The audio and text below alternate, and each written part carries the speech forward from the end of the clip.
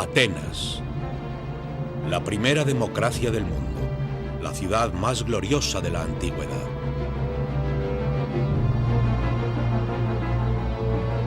Una ciudad con riqueza y poder, centro de un inmenso imperio naval.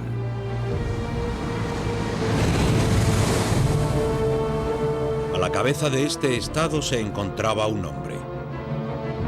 Un hombre que encarnaba todos los triunfos atenienses.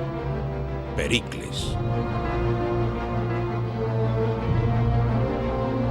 Pero Pericles iba a poner en juego todo lo que él y los atenienses habían construido. Una guerra que él esperaba que convirtiera a Atenas en la potencia indiscutible del Mediterráneo. Y este conflicto transformaría a Atenas, pero de una manera que Pericles nunca se hubiera imaginado. Convertirá a este hombre, un ateniense corriente llamado Sócrates, en el gobernante de un extraordinario nuevo imperio. Un imperio que sigue siendo el último gran legado de los griegos. El imperio del pensamiento.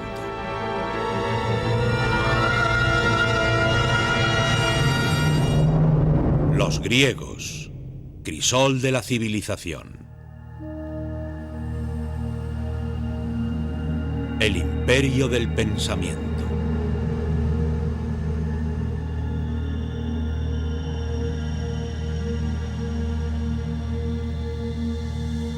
Una celda en una prisión de la ciudad de Atenas.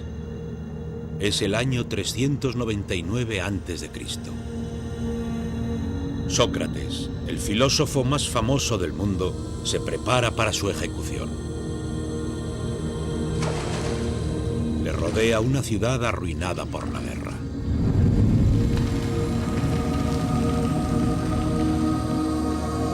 Una nación despojada de la gloria y del imperio. Un pueblo que lo ha perdido todo. Quizás Sócrates era el único hombre que podía haber salvado a sus conciudadanos de la mayor derrota de su historia. En lugar de ello, le condenaron a muerte. ¿Cómo pudieron los atenienses llegar a ejecutar a una de sus mentes más brillantes? ¿Cómo pudieron perder todo aquello que una vez les llevó a la grandeza? Es una historia que comienza 3 décadas antes.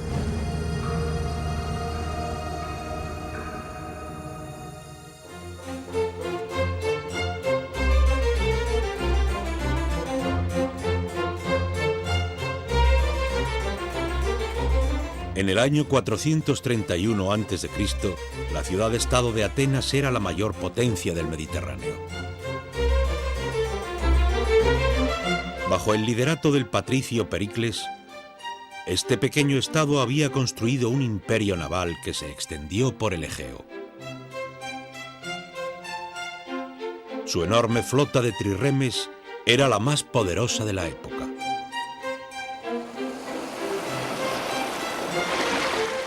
Atenas está situada en el centro de una gran red comercial que negociaba con mercancías desde lugares tan distantes como Inglaterra en Occidente y la India en Oriente, proporcionando incalculables riquezas a la ciudad.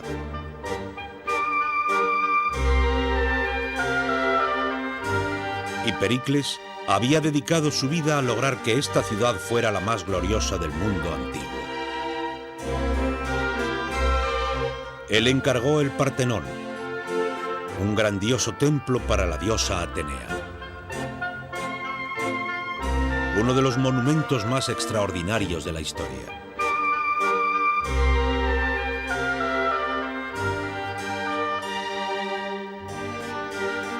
Pero a pesar de todo su poder e influencia, Pericles no gobernaba esta ciudad.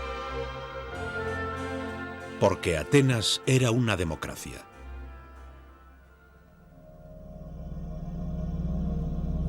Esta es la zona de asamblea del Pnyx, hogar de la democracia ateniense.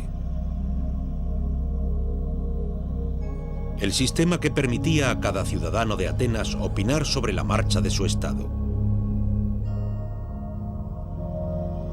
Aquí, Pericles tuvo que ponerse en pie ante sus conciudadanos y ganarse el derecho a dirigir.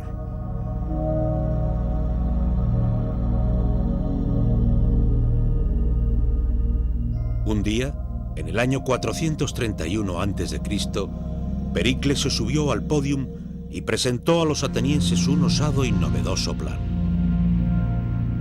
Una propuesta que ofrecería a los atenienses su gloria suprema. Pericles pretendía derrotar al último rival de Atenas, la ciudad-estado de Esparta. Esparta era el único estado que competía con el poder de Atenas. Los espartanos controlaban todo el sur de Grecia y tenían una temible fuerza militar. Sus ciudadanos se preparaban desde su nacimiento para la guerra.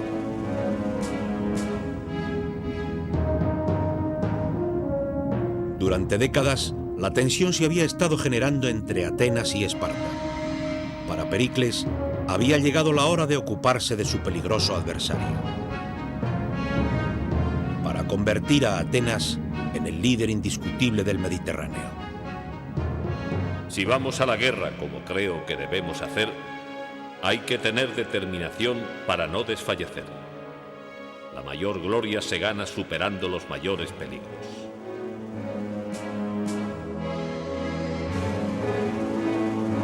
La asamblea apoyó el plan de Pericles. Los atenienses nunca se achicaban ante la lucha. Los antiguos griegos en general no eran ni por asomo amantes de la paz. La paz era la interrupción de la guerra y no lo contrario. Y los atenienses eran tan belicosos como otros griegos cualesquiera.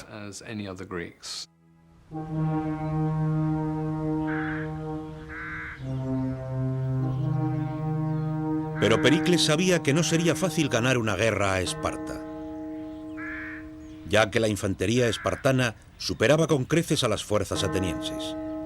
El punto fuerte de Atenas era su armada.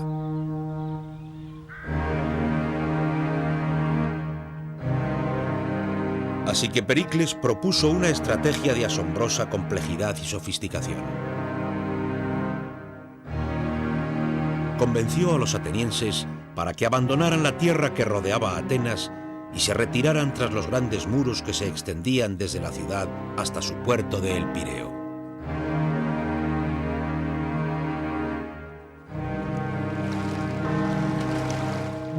Pericles abastecía a la ciudad por mar. Los mercaderes traían grano, trigo y otros productos esenciales desde las colonias atenienses y países aliados del Mediterráneo.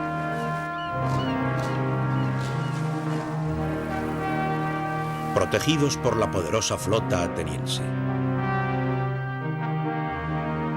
Y Pericles usaría su gran armada para atacar a los espartanos desde la costa. Era una estrategia basada en una serie de supuestos evaluados con precisión.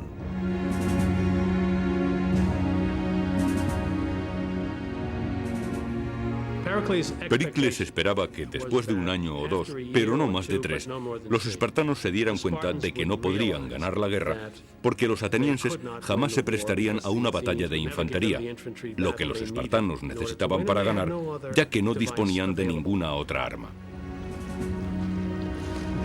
La flota de Atenas siempre había sido la clave del éxito de la ciudad. Había obtenido las mayores victorias militares y le había proporcionado un imperio.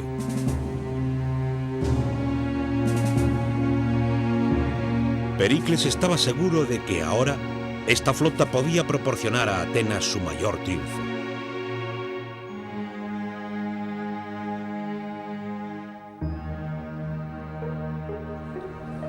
Los atenienses se aglomeraban tras los muros de la ciudad. Confiando en su visión de poder imperial y gloria, asumieron que la estrategia de Pericles solo proporcionaría la victoria.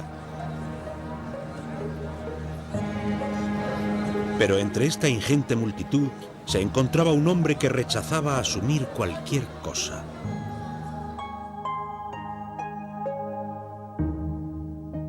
Un hombre único en la sociedad ateniense. un hombre llamado Sócrates.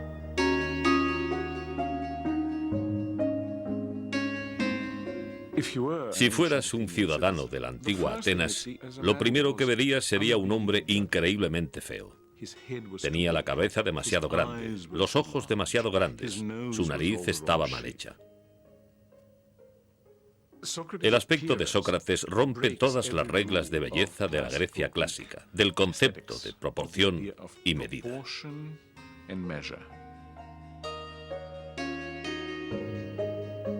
Sócrates caminaba descalzo por las calles de Atenas, vestido con una túnica sucia. No le preocupaba su aspecto, ni ninguna otra convención de la época.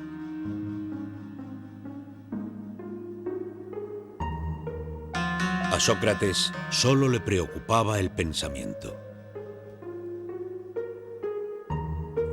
Esta figura desagradable se convertiría en el líder de una revolución del pensamiento que había estado reuniendo fuerzas por el mundo griego.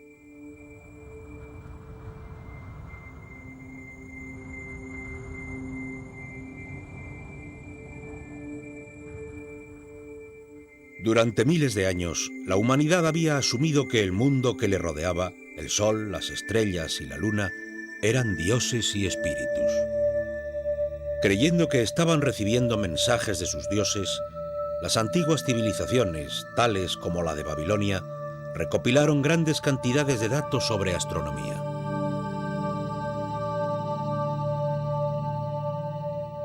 Este detallado calendario astronómico de los archivos de Babilonia registra el orto y el ocaso de las constelaciones y de los dioses que éstas representaban.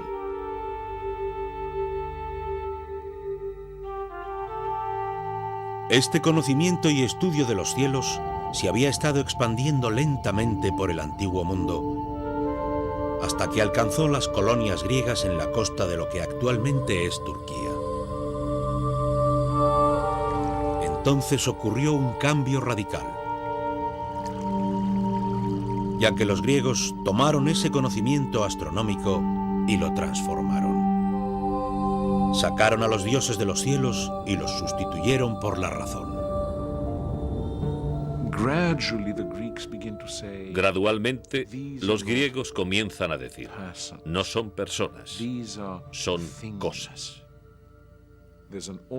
Hay un mundo ordenado que la mente humana puede captar y que está sometido a nuestro entendimiento. Estos griegos empezaron a calcular y a predecir el movimiento de la luna y de las estrellas a través de las matemáticas y la lógica, en lugar de usar a los dioses y a los espíritus para explicarlo todo. Era el nacimiento de la ciencia. El primer gran científico griego, un hombre llamado Tales, escribió el primer libro sobre navegación que enseñaba a navegar guiándose por las estrellas. En un viaje a Egipto, Tales fue el primer hombre en medir la altura de la Gran Pirámide. Brillante idea. Estuvo junto a la pirámide hasta el mediodía, cuando su sombra tenía exactamente la misma longitud que su altura. Y en ese momento midió la sombra de la pirámide y por consiguiente supo la altura de la pirámide, lo que era una aplicación bastante sofisticada de un teorema geométrico. Estos científicos griegos midieron la longitud de la circunferencia de la Tierra cuando la mayoría de la gente todavía creía que era plana. Inventaron motores de vapor, bombas de agua y puentes colgantes.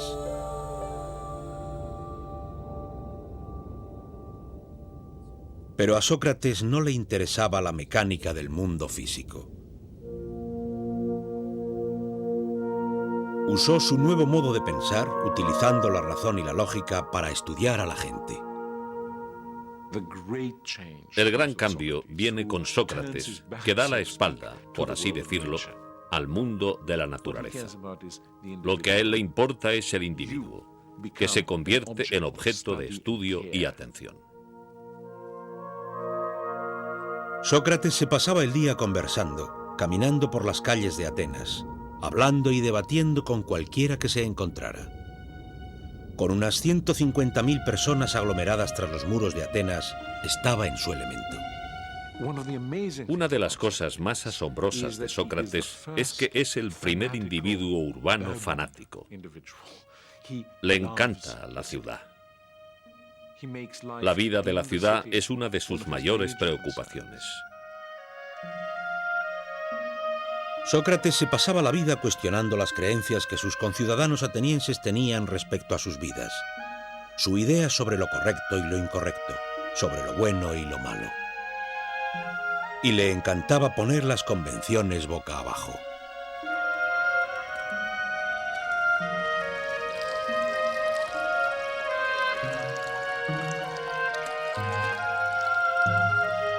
Uno de los seguidores de Sócrates escribió sobre cómo al final de una cena donde todos estaban borrachos, Sócrates demostró a un invitado que él era el más guapo de los dos. Mis ojos deben ser más bonitos porque son saltones y por lo tanto veo mejor. Y por la misma regla de 3, mi nariz es más bonita porque tengo unos orificios muy grandes y así puedo absorber más aromas. Era típico de Sócrates examinar de nuevo el mundo usando la lógica y la razón. Sócrates dice: debes tomar cada decisión atendiendo a tu entendimiento sobre lo que es bueno y lo que no es bueno, lo que es correcto y lo que es incorrecto. Para Sócrates, su libertad de pensamiento era primordial, aunque esto significara tener que alterar toda noción sobre una nariz bonita. Os diré que no dejéis pasar ni un día sin discutir las cosas sobre las cuales me oís hablar. Una vida sin este tipo de examen no merece la pena.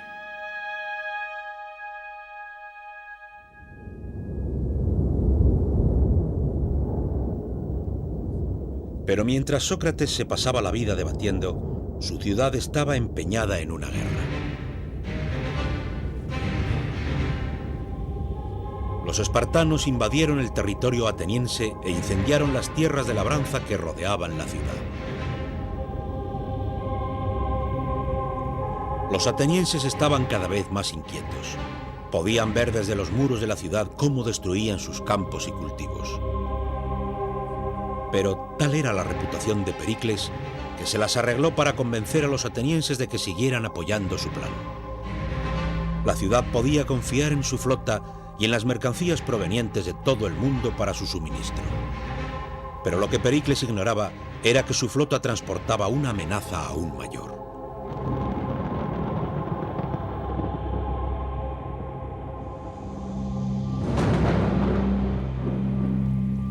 Tras un año de guerra, los barcos que transportaban grano para alimentar a la ciudad llevaban una carga adicional, la peste.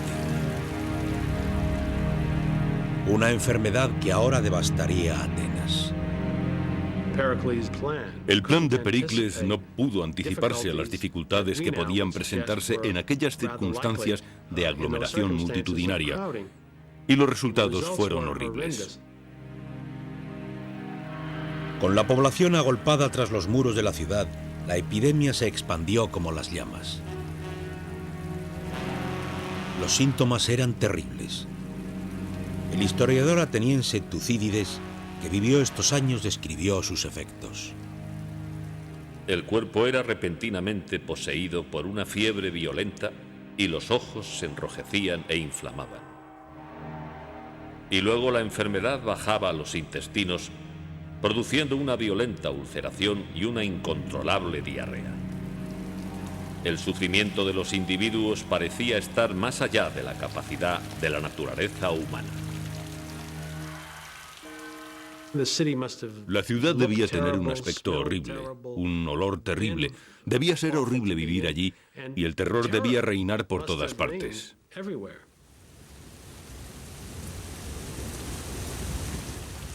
Los afectados, sacudidos por la fiebre y por una sed terrible, se arrastraban hasta los depósitos de la ciudad y conductos de agua para morir.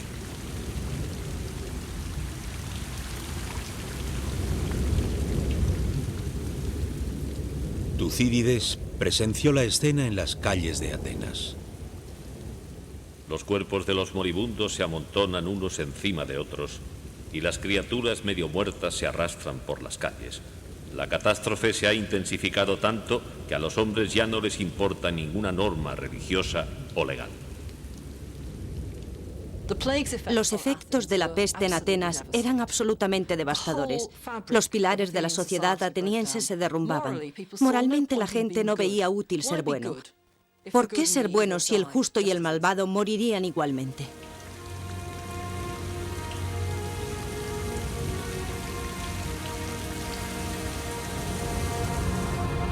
La peste mató a alrededor de un tercio de la población de Atenas.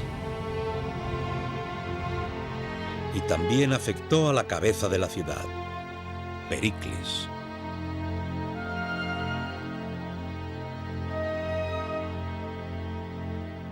Plutarco, biógrafo de Pericles, describió sus síntomas.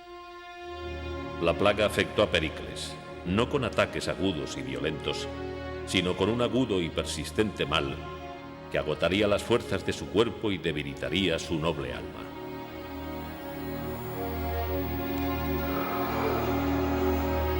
Al final, el héroe patricio de la ciudad se vio obligado a confiar en pociones y magia para intentar curarse.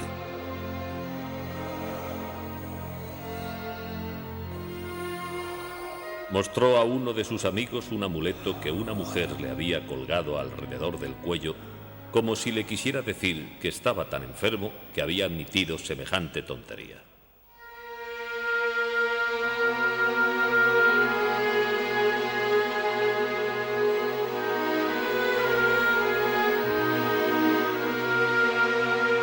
Finalmente, tras 6 meses padeciendo esta debilitante enfermedad, Pericles murió en el año 429 a.C.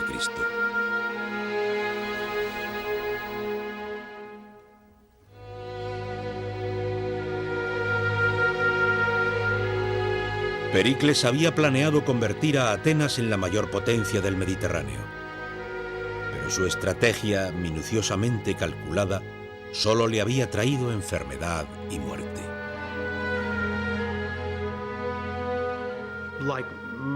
Al igual que la mayoría de los hombres brillantes, al igual que la mayoría de la gente que había tenido un gran éxito en sus vidas, Pericles ignoraba hasta qué punto las cosas pueden estar fuera del control de la mayor inteligencia y de las mejores mentes.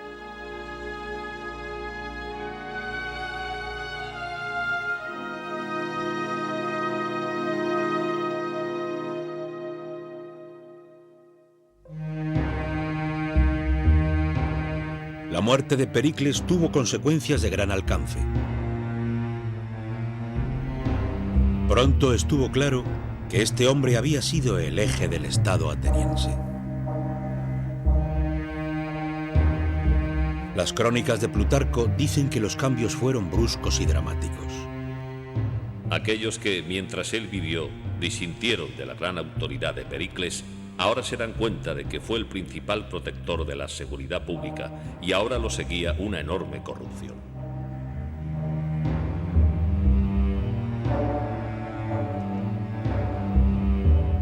Ahora se ponían de manifiesto las debilidades de la democracia ateniense.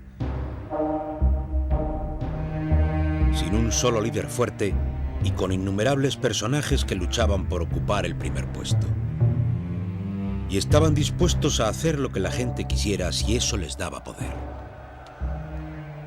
Los sucesores de Pericles, que querían ganar el liderazgo, se guiaban por los prejuicios y las pasiones de las masas para ganar su apoyo.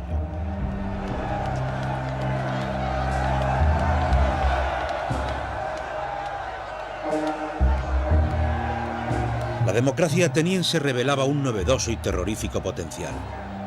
El de ser arrastrada por los caprichos de la masa.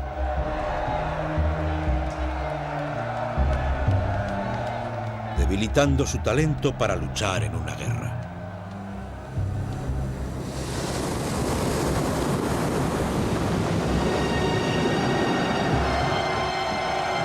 Mientras el conflicto se endurecía, una fuerza naval ateniense ganó una batalla contra los espartanos en unos bravos mares azotados por las tormentas. Los generales que iban al mando de la fuerza regresaron a Atenas esperando un recibimiento de héroes.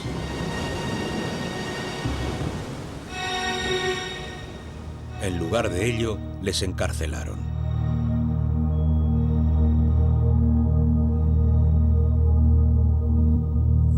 La tormenta había forzado a los comandantes a navegar directamente hacia Atenas, sin poder recoger a los soldados que habían caído por la borda durante la batalla.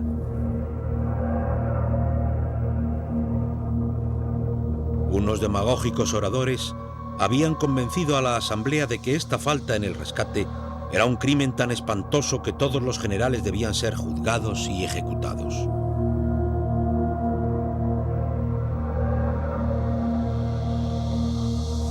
Sabemos que un solo hombre se levantó e intentó frenar a la multitud: Sócrates.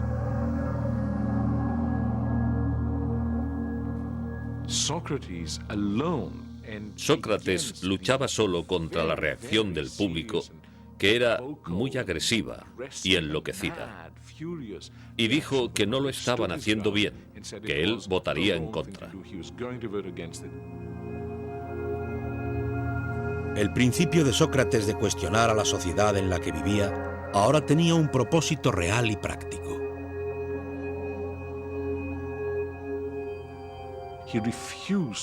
Se negó a ceder ante cualquier presión y pensó por sí mismo, e hizo lo que su conciencia y su razonamiento le decían que era lo adecuado.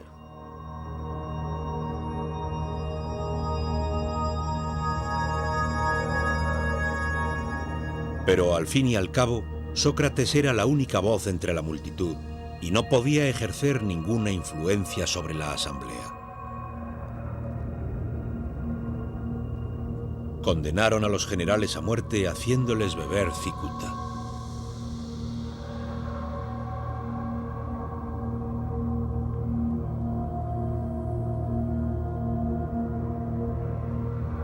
Sería una pérdida para el ejército de Atenas.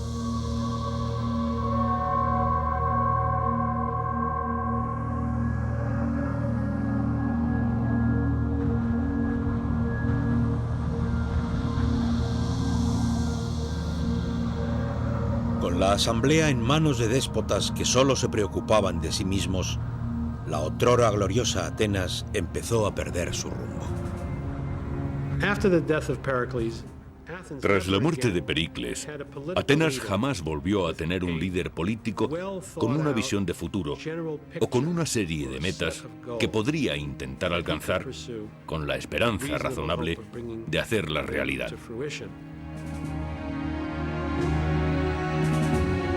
La guerra contra Esparta degeneró en un duro y amargo conflicto que duró toda una década.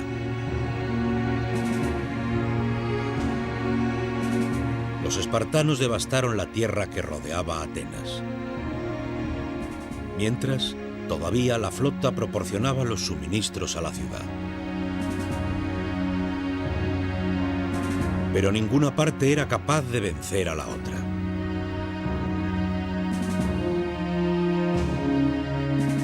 Privada de la victoria, Atenas estaba cada vez más frustrada. ¿No eran ellos el mejor estado de toda Grecia? ¿Seguro que llegaría la hora en que Atenas demostraría su poder de una vez por todas?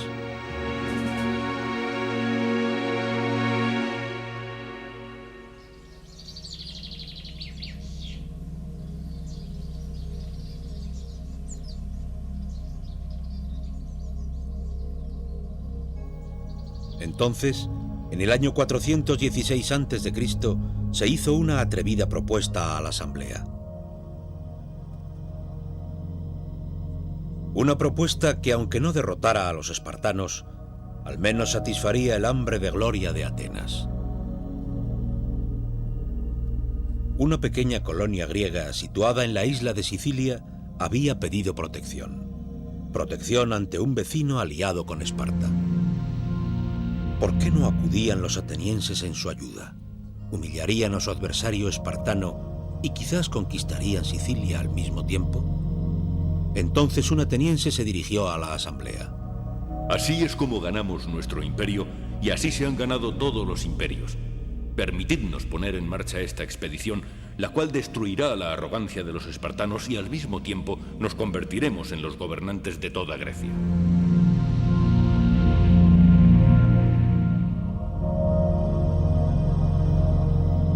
Era un plan osado que debía ser ejecutado a gran escala y que requería una flota de guerra y un ejército de unos 10.000 hombres.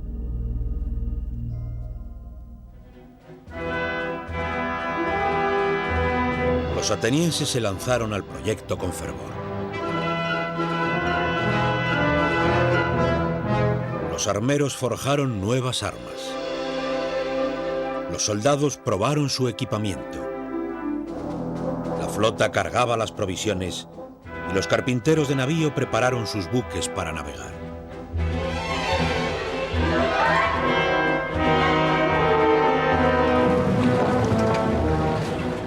Entonces, entre una gran fanfarria, la poderosa fuerza invasora partió hacia Sicilia.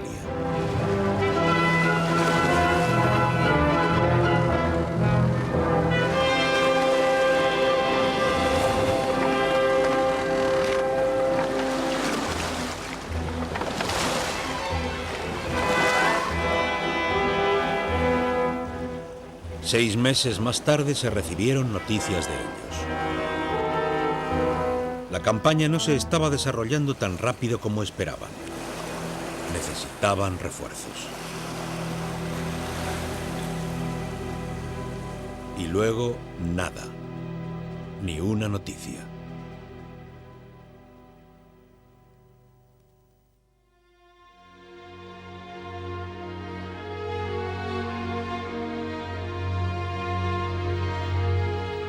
En el otoño del 413 a.C., un marinero llegó a la ciudad. Un hombre que necesitaba un corte de pelo.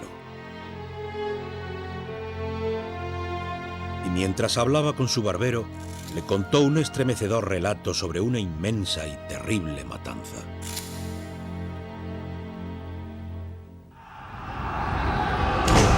Era la historia de un ejército invasor que había sido inmovilizado a su llegada, de cómo sus mandos habían discutido entre sí acerca de la estrategia, de cómo se les había agotado la comida y el agua, de cómo habían intentado vadear un río en un desesperado intento de escapar.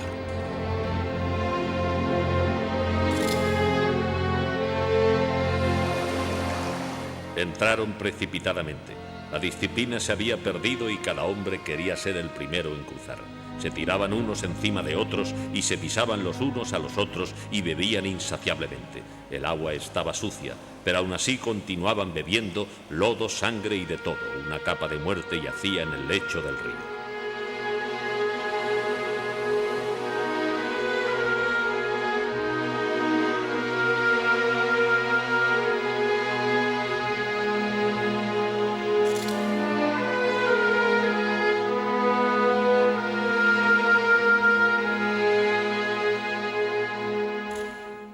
Así fue como los atenienses descubrieron que habían sufrido una de las mayores derrotas de la historia antigua. Unos 50.000 hombres habían sido asesinados o apresados. 2 flotas enteras de preciadas trirremes atenienses habían sido destruidas. La campaña siciliana fue un desastre por diversas razones. En primer lugar, sucedió a gran distancia, unos 1000 kilómetros. En cuanto llegan, discuten para ver lo que tienen que hacer. Pero quizás el mayor problema es que no existió ninguna razón táctica para hacerlo.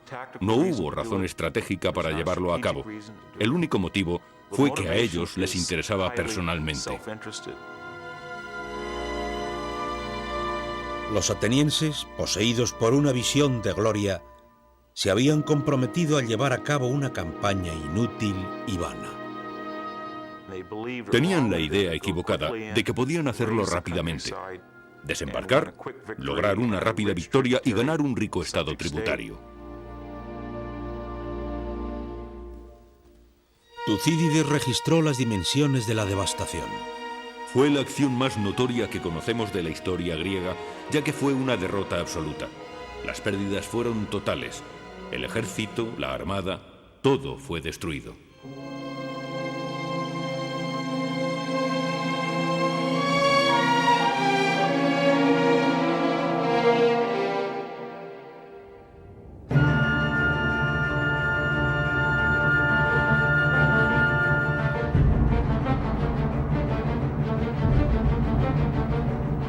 Con la fuerza militar ateniense debilitada, el enemigo comenzó a avanzar.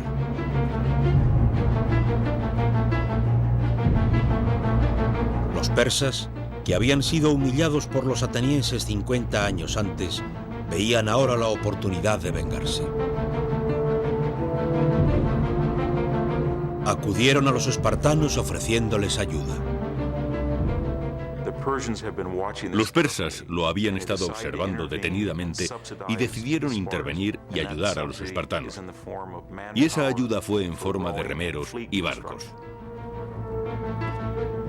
Aunque Esparta no había sido una potencia naval con anterioridad, ahora tenía una flota pagada con el oro persa.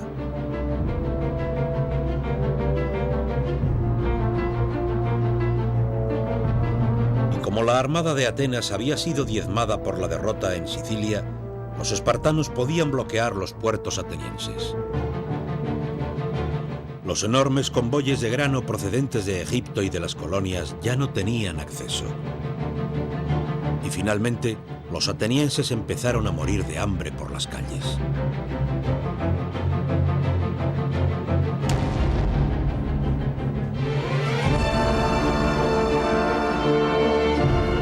El pueblo acudió a la diosa Atenea.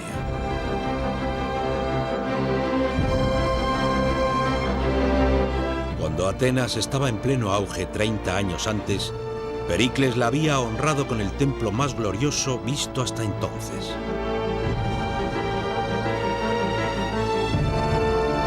Pero la diosa no les podía ayudar.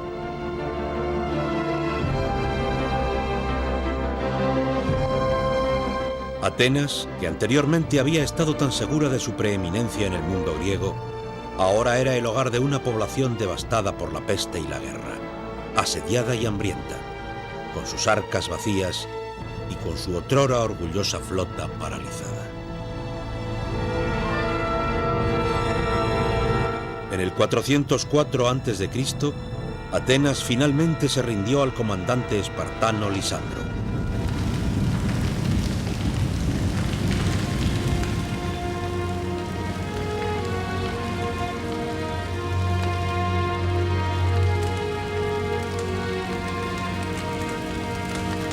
Las condiciones de los espartanos eran muy duras. Los grandes muros que habían defendido la ciudad debían ser derribados.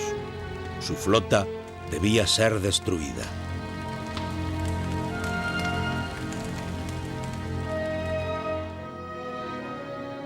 Tenemos este maravilloso grabado de Lisandro navegando por el Pireo, desmantelando la flota ateniense.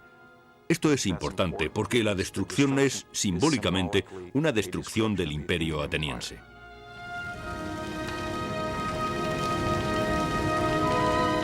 Los restos de la gigantesca armada de Atenas fueron quemados. Solo se dejaron 12 barcos.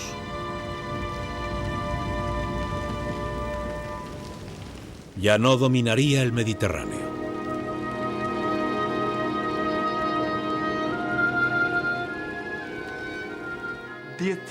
Los atenienses se convencieron de que podían hacer más de lo que realmente estaba a su alcance.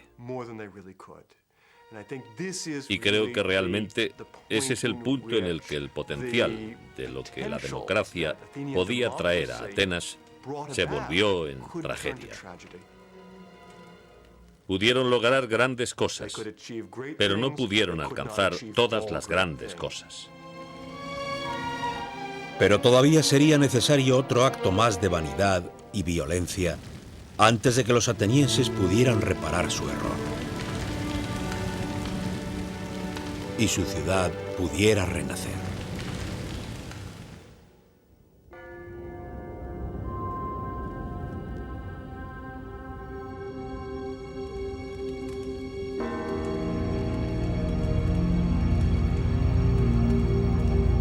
Humillados y con su imperio perdido, los atenienses buscaban a quién culpar por su derrota. Buscaron a un enemigo dentro de los muros de su ciudad, a alguien que se hubiera atrevido a cuestionar sus sueños de supremacía. Buscaban a Sócrates. Sócrates era un crítico. Era un crítico del pensamiento y de las ideas de sus conciudadanos y criticaba los asuntos públicos de Atenas.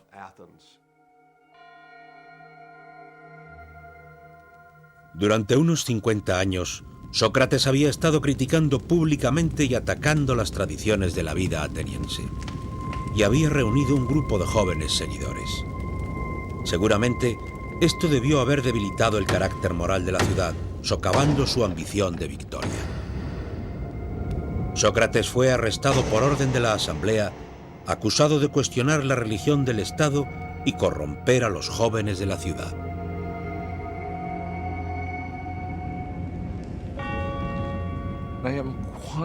Estoy muy seguro de que, especialmente en una sociedad relativamente pequeña como Atenas, alguien que está continuamente cuestionando los principios mediante los cuales se ha gobernado la ciudad era percibido como un gran peligro por algunas personas de esta sociedad. Unos cientos de personas lo querían eliminar y lo hicieron. Los atenienses juzgarían al único hombre que se atrevió a cuestionar la manera de vivir sus vidas.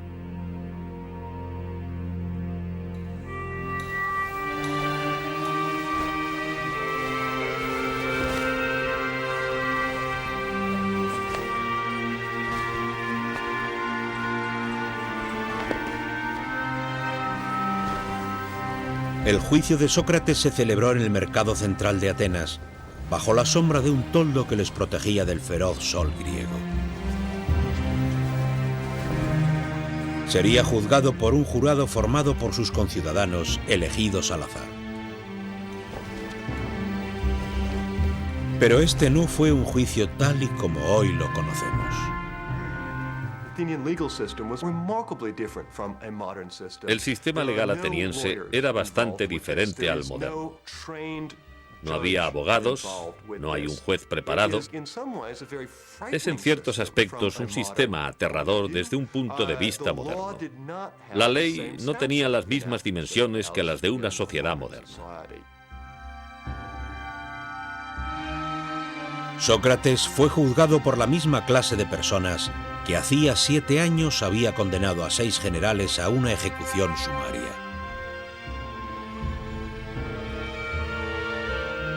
Solo le concederían un tiempo limitado para defenderse a sí mismo. Todos los discursos dados en los juzgados atenienses eran cronometrados con un reloj de agua. El agua caía a un ritmo constante de una vasija a otra.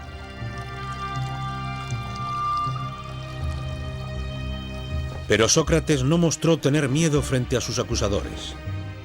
De hecho, era rotundamente terco. Explica que lejos de corromper Atenas, su vida de interrogantes no había hecho más que mejorar a la ciudad. Francamente, he sido asignado a esta ciudad como si se tratara de un gran caballo con tendencia a ser perezoso y que necesitara la picadura de una gran mosca. Y no pararé aquí, allí o en cualquier parte de provocar y reprochar a cada uno de vosotros. No era un discurso a propósito para ganar simpatías. Sócrates se está colocando a sí mismo y a su vida contra el Estado ateniense. Está haciendo lo que él considera que es correcto. Piensa que la vida que ha elegido, esta vida de piensa por ti mismo, es la mejor vida. Como él dice en su discurso, no merece la pena que un humano viva una vida sin cuestionarlo todo.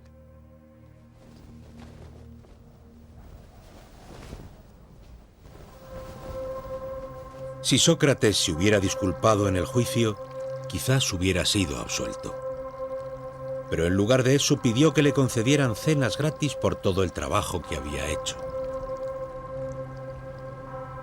Puedo imaginarme lo que el jurado y la audiencia del juicio debieron haber pensado por aquel entonces. Se debieron haber quedado estupefactos. Cuando llegó el voto final, el veredicto no fue ninguna sorpresa.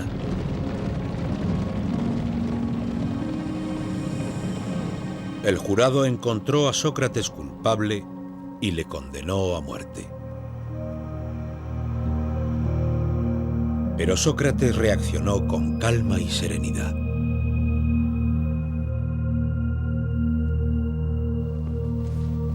Bien, es hora de marchar. Yo debo morir y vosotros vivir. Pero solo el cielo sabe quién de nosotros tiene el futuro más abierto.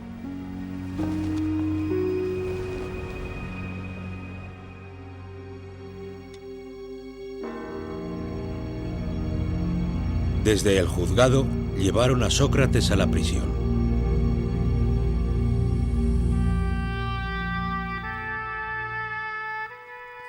Los arqueólogos han encontrado el lugar donde estuvo aquella prisión. Todavía podemos trazar la disposición de la celda donde probablemente Sócrates estuvo preso. Y todavía tenemos relatos sobre los últimos días de Sócrates, de amigos que le visitaron en su celda. Cuentan entre los escritos griegos más famosos, ya que con su muerte, Sócrates transformaría a Atenas. Demostraría a sus conciudadanos que merecía la pena morir por los principios de la razón, por cuestionar al mundo.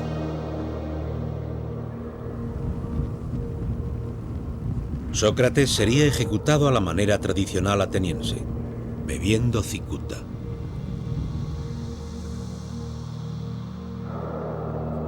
Todavía se conservan algunas de las copas que se usaban para el veneno. La muerte por envenenamiento con cicuta es extremadamente dolorosa, ya que el sistema nervioso central se va paralizando gradualmente.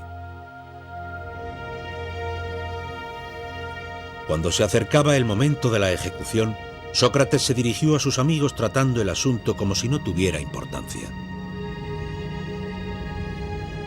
Está llegando la hora. En otras palabras, pienso que es hora de que tome un baño. Prefiero lavarme antes de beber el veneno para que así las mujeres no tengan que molestarse en lavarme cuando esté muerto.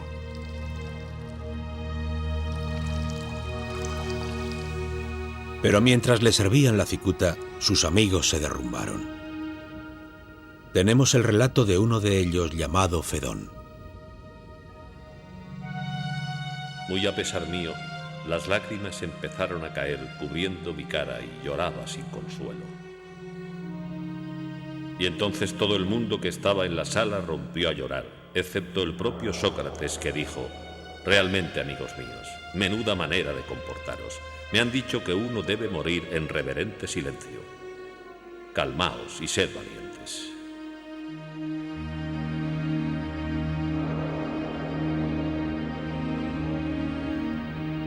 Mientras Sócrates se tumbaba en la cama y dejaba que el veneno hiciera efecto, sus amigos le observaban en silencio. He aquí un hombre que no moría por la gloria, ni por la fama, ni por el honor, sino por el bien de sus principios, porque creía que el hombre debería cuestionar al mundo que le rodeaba. Fue una visión que ellos jamás olvidarían.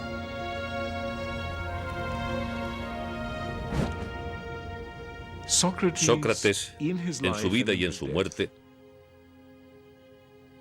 se convierte por completo en un nuevo héroe griego. De ahora en adelante, el héroe es una persona con convicciones, una persona que solo seguirá los dictados de su conciencia intelectual. Y ese es un nuevo concepto de lo que es el ser humano y de cómo debe ser un buen ser humano.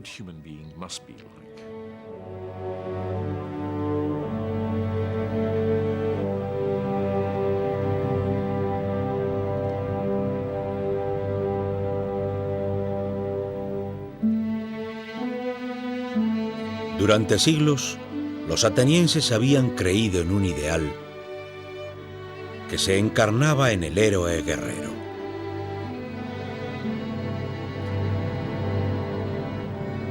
Les había llevado a conquistar grandes empresas, a construir un inmenso imperio. Pero ahora, en las profundidades de la derrota, descubrieron una nueva figura que venerar. Se han encontrado efigies de Sócrates entre las ruinas de la prisión ateniense. Quizás ofrendas al filósofo muerto. Quizás la lección más importante que dejó Sócrates es la necesidad de ser crítico y la necesidad de ser autocrítico. Para mí lo más interesante de Atenas, en los años que sucedieron a la ejecución de Sócrates, es esta misma capacidad para observar y reconocer que han llegado demasiado lejos en el pasado y además para adquirir cierto grado de madurez.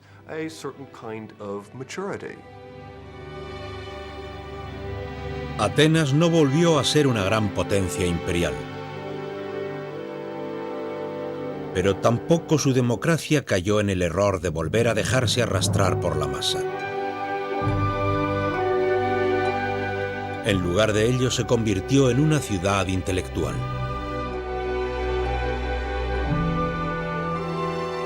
Un paraíso del estudio y la discusión, donde los alumnos de Sócrates y los alumnos de sus alumnos empezaron a construir lentamente un mundo basado en la razón.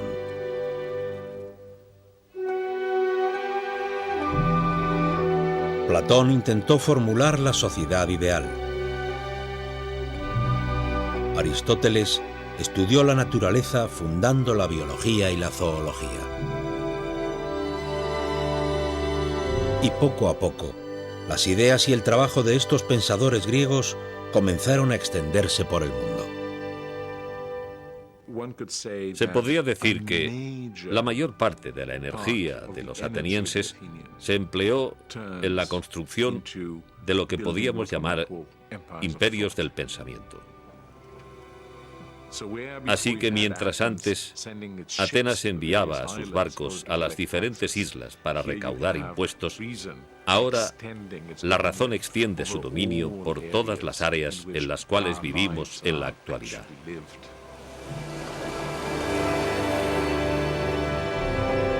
Los razonamientos de Sócrates, de cuestionar los principios y la interpretación convencional del mundo, todavía perduran.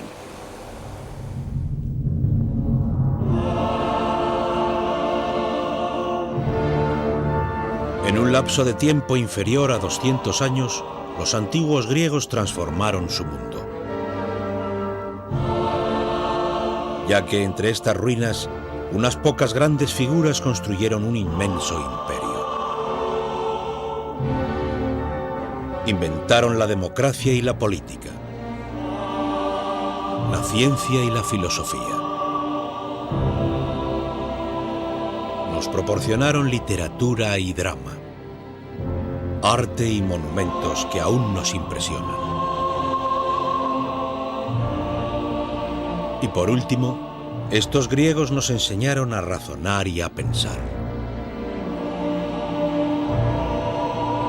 2500 años más tarde, sus asombrosos descubrimientos continúan moldeando nuestro mundo.